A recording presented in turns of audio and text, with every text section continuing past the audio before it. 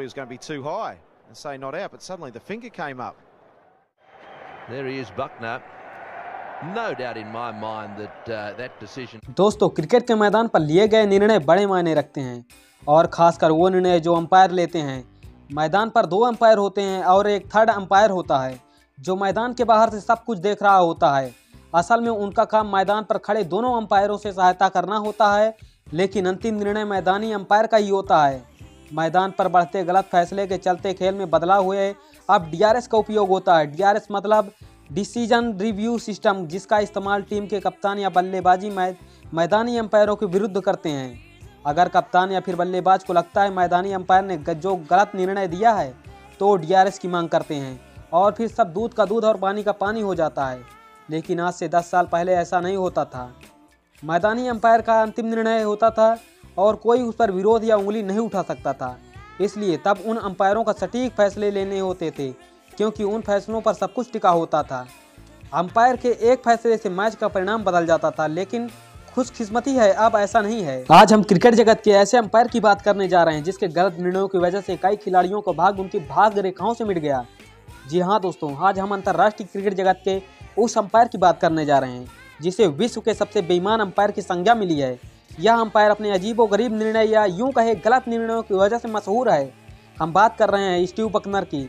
यूं तो नाम सुनते ही भारतीय क्रिकेट प्रशंसकों के सामने बेईमानी की जीती जागती तस्वीर सामने आ जाती है, लेकिन स्टीव बकनर की अंपायरिंग से सिर्फ भारत नहीं बल्कि समूचे विश्व क्रिकेट की भारी कीमत चुकानी पड़ी है।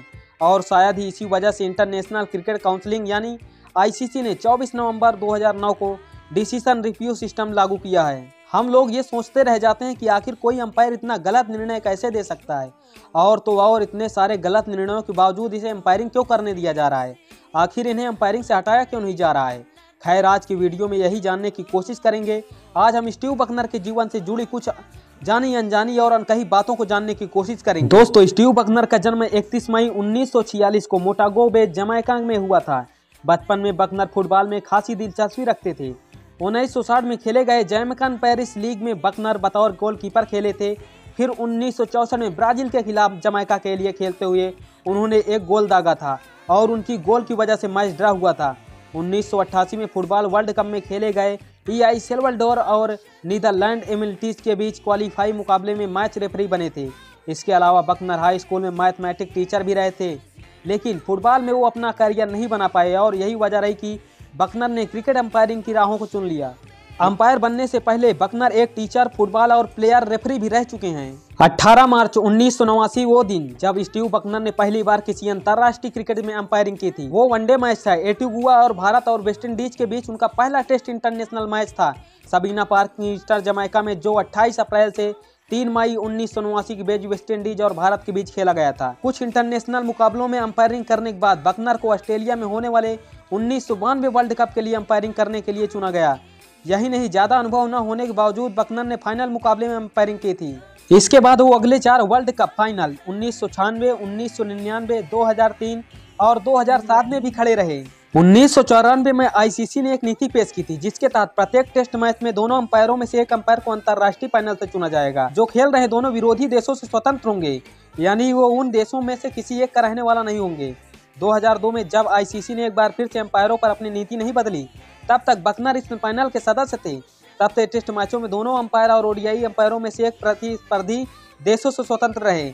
अधिकारियों को जब ICC अंपायरों के एलीट पैनल से चुना जाने लगा, जिन्हें ICC दुनिया का सर्वश्रेष्ठ अंपायर मानती थी, अपने रिटायरमेंट तक बकनर उस एलीट पैनल का सदस्य थे। स्टीव बकनर ने अपने करियर में 128 टेस्ट मैच और 181 वनडे मैचों में अंपायरिंग की, लेकिन इसके बावजूद अपने अंपायरिंग करियर में गलत निर्णय और बेईमानी वाले रवैया के चलते सुर्खियों में सदा बने रहे। अब हम आपके सामने स्टीव बकनर के कुछ ऐसे गलत अंपायरिंग निर्णयों को रखेंगे जिनके कारण उस दौर में बकनर की अंपायरिंग पर खुलकर विरोध हो रहे थे। पहले नंबर पर आता है साल 2003 में सचिन तेंदुलकर के ब्रिस्बेन में दिया गया गलत LBW आउट। दरअसल उस समय मैच में ऑस्ट्रेलिया तेज गेंदबाज जेसन गिलस्पी गेंदबाजी कर रहे थे और उनकी अधिक बाउंस वाली गेंद को छोड़ते हुए सचिन ने अपना बल्ला पीछे किया और गेंद पैड के काफी ऊपर लगते हुए कीपर के पास गई। ऑस्ट्रेलियाई खिलाड़ियों द्वारा अपील की गई और स्टीव बकनर ने तुरंत सचिन को आउट दे दिया।